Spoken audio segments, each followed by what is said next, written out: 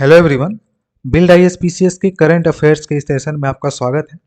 आज के इस वीडियो में हम 27 मार्च से 2 अप्रैल 2023 तक के टॉप 10 करंट अफेयर्स को इन डेप्थ में कवर करेंगे।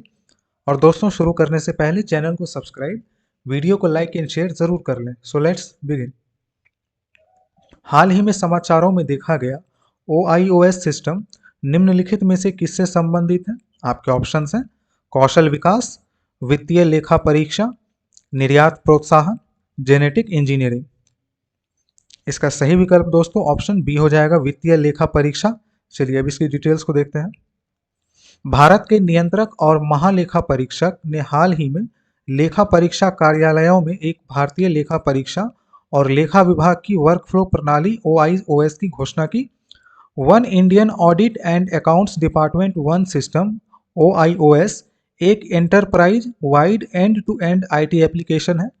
यह एक वेब सक्षम सिस्टम है जिसमें कई भाषाओं, ऑफलाइन कार्य क्षमता और एक मोबाइल ऐप शामिल है।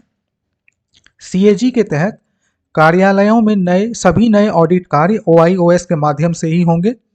इससे लेखा परीक्षा कार्य डिजिटल रूप से किए जा सकते हैं और रिकॉर्ड अनंत काल तक बनाए रखा जा सकता है। चलिए नेक्स्ट क्वेश्चन देखते हैं। पिरोटन और पोसीटरा क्या है जो हाल ही में खबरों में रहे थे? आपके ऑप्शन हैं सिंधु घाटी सभ्यता स्थल, कोरल द्वीप, क्षुद्र ग्रह, इनमें से कोई नहीं। इसका सही विकल्प ऑप्शन बी हो जाएगा, कोरल द्वीप। चलिए अब इसकी डिटेल्स को देखते हैं। समुद्री राष्ट्रीय उद्यान और कच्छ क्षेत्र की खाड़ी के समुद्री अभयारण्य भारत का पहला समुद्री वन्यजीव अभयारण्य और पहला समुद्री राष्ट्रीय उद्यान है, जो क्रमशः 1980 और 1982 में कच्छ की खाड़ी में बनाया गया था। यह जामनगर जिले के उत्तरी तट और कच्छ के दक्षिणी तट के साथ 42 उष्णकटिबंधीय द्वीपों का एक द्वीप समूह है। कठोर और नरम प्रवाल की प्रजातियों के साथ कुछ कोरल रीफ, फ्रिंज द्वीप पिरोटन, नारला, आजाद और पोसीटरा पाए जाते हैं। यहाँ मैनग्रोव की 7 प्रजातियां पाई जाती हैं जो पक्षियों की निकट संकटग्रस्त प्रजातियों जैसे पेंटेड स्टार्क, डार्टर और ब्लैक नेकेड आइबिस की कॉलोनियों के लिए प्रजनन आधार है। ग्रीन सी, ऑलिवर रिडले और लेडर बैक जैसे लुप्तप्राय समुद्री कछुए भी यहाँ पाए जाते हैं। चलिए नेक्स्ट क्वेश्चन देखते हैं। GSAT-7B उपग्रह के संबंध में निम्नलिखित कथनों पर विचार करें। पहला कथन, यह एक जियो स्टेशनरी उपग्रह है जिसे इसरो द्वारा स्वदेशी रूप से डिजाइन किया गया है। दूसरा कथन, यह मुख्य रूप से भारतीय सेना की संचार जरूरतों को पूरा करेगा। ऊपर दिए गए कथनों में से कौन सा कथन सही है या है? आपके ऑप्शन है केवल एक, केवल दो, एक और दो दोनों, ना तो एक और ना ही दो। इसका सही विकल्प ऑप्शन सी हो जाएगा, एक और दो दोनों। चलिए अब इसकी डिटेल्स को देखते हैं। रक्षा मंत्रालय ने हाल ही में एक उन्नत संचार उपग्रह GSAT-7B की खरीद के लिए इसरो की वाणिज्यिक शाखा न्यू स्पेस इंडिया लिमिटेड के साथ एक अनुबंध पर हस्ताक्षर किए। GSAT-7B GSAT-7 श्रृंखला का एक संचार उपग्रह है। GSAT-7 श्रृंखला के उपग्रह रक्षा सेवाओं की संचार आवश्यकताओं को पूरा करने के लिए इसरो द्वारा विकसित उन्नत संचार उपग्रह है। GSAT-7B मुख्य रूप से भारतीय सेना की संचार जरूरतों को पूरा करेगा। यह एक भूस्थैतिक उपग्रह है जो सैनिकों और संरचनाओं के साथ साथ हथियार और हवाई प्लेटफॉर्मों को मिशन महत्वपूर्ण beyond the line of vision संचार प्रदान करके भारतीय सेना की संचार क्षमता में वृद्धि करेगा। चलिए नेक्स्ट क्वेश्चन देखते हैं। स्काई कैनवस प्रोजेक्ट क्या है जो हाल ही में खबरों में रहा था? आपके ऑप्शंस हैं यह एक टीका विकास परियोजना है, यह एक शहरी अपशिष्ट प्रबंधन परियोजना है, यह एक कृत्रिम उल्का वर्षा प्रोजेक्ट है, इनमें से कोई नहीं। इसका सही विकल्प ऑप्शन सी हो जाएगा, यह एक कृत्रिम उल्का वर्षा प्रोजेक्ट है। चलिए इसकी डिटेल्स को देखते हैं। टोक्यो स्थित एक अंतरिक्ष कंपनी ALE 2025 तक प्रोजेक्ट स्काई कैनवस के तहत दुनिया का पहला कृत्रिम उल्का वर्षा बनाएगी। स्काई कैनवस प्रोजेक्ट दुनिया की पहली कृत्रिम उल्का वर्षा परियोजना है। परियोजना का उद्देश्य मेसोस्फीयर में वायुमंडलीय डेटा एकत्र करना होगा।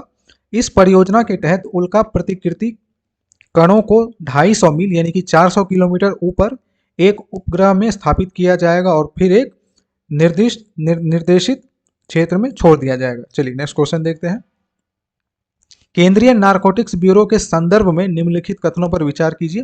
पहला कथन, यह किसानों को अफीम पोस्ता की खेती करने का लाइसेंस देता है। दूसरा कथन, यह केंद्रीय गृह मंत्रालय के अधीन कार्य करता है।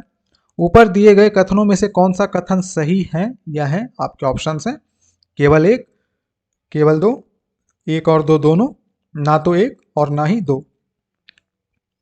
इसका सही विकल्प हो जाएगा ऑप्शन ए, केवल एक। चलिए इसकी डिटेल्स को देखते हैं। ब्रिटिश ईस्ट इंडिया कंपनी के शासन के दौरान अफीम के राजस्व संग्रह को राजकोषीय नीति का हिस्सा बनाया गया था और समय के साथ विभिन्न अफीम एजेंसियों जैसे बंगाल, बनारस, बिहार और मालवा एजेंसियों का गठन किया गया था। 1950 से पहले नारकोटिक्स कानूनों का प्रशासन प्रांतीय सरकार के पास निहित था। इन एजेंसियों के समामेलन में ने नवंबर 1950 में अफीम विभाग की नींव रखी, जिसे वर्तमान में केंद्रीय नारकोटिक्स ब्यूरो के रूप में जाना जाता है। केंद्रीय नारकोटिक्स ब्यूरो किसानों को अफीम पोस्ता की खेती के लिए लाइसेंस देती है और यह वित्त मंत्रालय के अंतर्गत कार्य करता है। चलिए नेक्स्ट क्वेश्चन देखते हैं। हाल ही में खबरों में रहा अमचांग वन्यजीव अभयारण्य किस राज्य में स्थित है? आपके ऑप्शन है अरुणाचल प्रदेश, महाराष्ट्र, असम, इनमें से कोई नहीं। इसका सही विकल्प ऑप्शन सी हो जाएगा, असम। चलिए अब इसकी डिटेल्स को देखते हैं। अमचांग वन्यजीव अभयारण्य गुवाहाटी, असम के पूर्वी किनारे पर स्थित है। इसमें 3 आरक्षित वन खानापाड़ा, अमचांग और दक्षिण अमचांग शामिल हैं। यह उत्तर में ब्रह्मपुत्र नदी से लेकर दक्षिण में मेघालय के पहाड़ी जंगलों तक फैला हुआ है, जो मेघालय के मराटक कोला आरक्षित वनों के माध्यम से एक सतत वन बेल्ट बनाता है।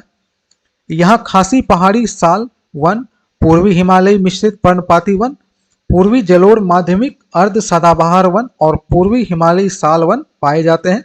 चलिए नेक्स्ट क्वेश्चन देखते हैं। लक्ष्य कार्यक्रम का संबंध किस मंत्रालय से है? आपके ऑप्शन है गृह मंत्रालय, महिला एवं बाल विकास मंत्रालय, वित्त मंत्रालय, स्वास्थ्य और परिवार कल्याण मंत्रालय। इसका सही विकल्प दोस्तों ऑप्शन डी हो जाएगा, स्वास्थ्य और परिवार कल्याण मंत्रालय। चलिए अब इसकी डिटेल्स को देखते हैं। लक्ष्य कार्यक्रम का उद्देश्य लेबर रूम और मैटरनिटी ओटी में प्रसव के आसपास देखभाल से जुड़ी रोकथाम योग्य मातृ और नवजात मृत्यु दर, रुग्णता और मृत जन्म को खत्म करना और सम्मानजनक मातृत्व देखभाल सुनिश्चित करना है। इसमें सभी सरकारी मेडिकल कॉलेज, अस्पताल, जिला अस्पताल और समकक्ष स्वास्थ्य सुविधाएं, नामित एफआरयू और उच्च केस लोड सीएचसी शामिल हैं। लक्ष्य के दायरे में सुविधा स्तर के लक्ष्यों में से एक मातृत्व ओटी में 5% या उससे कम सर्जिकल साइट संक्रमण दर हासिल करना या बेसलाइन से कम 30% की कमी करना है। यह स्वास्थ्य और परिवार कल्याण मंत्रालय की पहल है। चलिए नेक्स्ट क्वेश्चन देखते हैं। अर्थ आवर के संबंध में निम्नलिखित कथनों पर विचार करें। पहला कथन, यह जलवायु परिवर्तन की चुनौतियों और ऊर्जा संरक्षण के बारे में जागरूकता को बढ़ावा देने के लिए एक वैश्विक आंदोलन है। दूसरा कथन, यह संयुक्त राष्ट्र पर्यावरण कार्यक्रम द्वारा आयोजित किया जाता है। ऊपर दिए गए कथनों में से कौन सा कथन सही है या है? आपके ऑप्शन है केवल एक, केवल दो, एक और दो दोनों, ना तो एक और ना ही दो। इसका सही विकल्प ऑप्शन ए हो जाएगा, केवल एक। चलिए अब इसके डिटेल्स को देखते हैं। अर्थ आवर एक वैश्विक आंदोलन है जो लोगों को पर्यावरणीय मुद्दों पर कार्रवाई करने और ग्रह की रक्षा करने के लिए एकजुट करता है। यह विश्व वन्यजीव कोष द्वारा आयोजित किया जाता है। यह 2007 में सिडनी में एक प्रतीकात्मक लाइट आउट कार्यक्रम के रूप में WWF और भागीदारों द्वारा शुरू किया गया था। यह हर साल मार्च के आखिरी शनिवार को होता है। हमारे ग्रह पर ऊर्जा खपत के प्रभाव के बारे में जागरूकता बढ़ाने के लिए सरकारें और कंपनियां भी अपने भवनों, स्मारकों और स्थलों में गैर आवश्यक रोशनी बंद करके इसमें भाग लेते हैं। चलिए नेक्स्ट क्वेश्चन देखते हैं। अंजी खान ब्रिज किस राज्य या केंद्र शासित प्रदेश में स्थित है? आपके ऑप्शन हैं उत्तराखंड, हिमाचल प्रदेश, जम्मू और कश्मीर, पंजाब। इसका सही विकल्प ऑप्शन सी हो जाएगा, जम्मू और कश्मीर। चलिए इसकी डिटेल्स को देखते हैं। अंजी खान ब्रिज जम्मू और कश्मीर के रियासी जिले में एक निर्माणाधीन रेलवे पुल है। यह भारत का पहला केबल आधारित रेलवे पुल होगा। यह जम्मू बारामूला लाइन पर कटरा और रियासी स्टेशन को जोड़ने वाली उधमपुर श्रीनगर बारामूला रेल लिंक परियोजना का एक हिस्सा है। इसमें दोनों सिरों पर सुरंगें बनी हुई हैं। अंजी पुल पर ट्रेनें 100 किलोमीटर प्रति घंटा तक चल सकती हैं और पुल 213 किलोमीटर प्रति घंटा तक की हवा की गति का सामना कर सकता है। चलिए नेक्स्ट क्वेश्चन देखते हैं। OSIRIS-REX मिशन जो हाल ही में खबरों में रहा, किस अंतरिक्ष एजेंसी द्वारा लॉन्च किया गया है?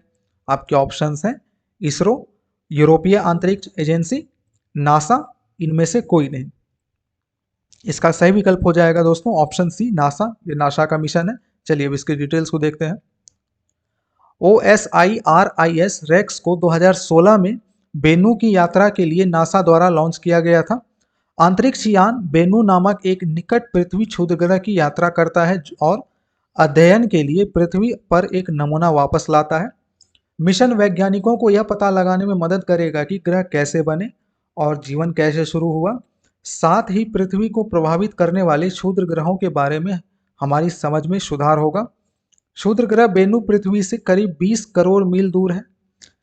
इसकी खोज 1999 में नासा द्वारा वित्त पोषित लिंक नियर अर्थ एस्टेरॉयड रिसर्च टीम द्वारा की गई थी।